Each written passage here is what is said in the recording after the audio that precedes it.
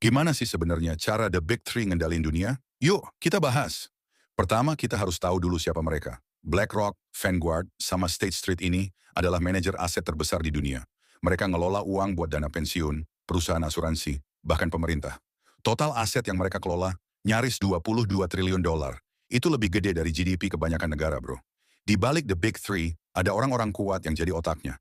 Larry Fink, CEO BlackRock, dikenal sebagai Raja Wall Street. Tim Buckley, CEO Vanguard, adalah pionir investasi low cost, dan Ron O'Hanley, CEO State Street, ahli di bidang custody services dan ETF. Mereka ini yang nentuin arah ekonomi global. Nah, gimana cara mereka ngendaliin dunia?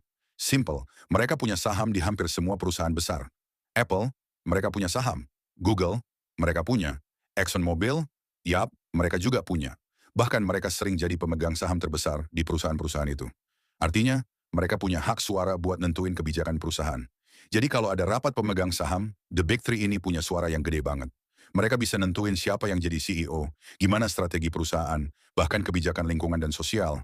Mereka ini kayak silent rulers yang nentuin arah bisnis global.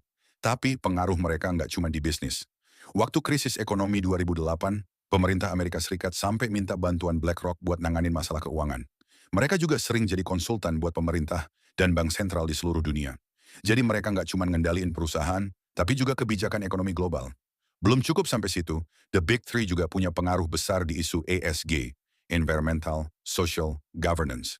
Mereka bisa nentuin perusahaan mana yang harus lebih ramah lingkungan atau lebih peduli sama isu sosial. Jadi mereka nggak cuma ngendaliin uang, tapi juga masa depan planet ini. Jadi bro, The Big Three ini emang raja-raja ekonomi dunia. Mereka mungkin nggak seterkenal Elon Musk atau Jeff Bezos, tapi pengaruhnya jauh lebih besar dan sistemik. Kalau lu mau tahu lebih dalam soal gimana mereka ngendaliin dunia, jangan lupa subscribe dan tinggalin komentar di bawah. Sampai jumpa di video berikutnya.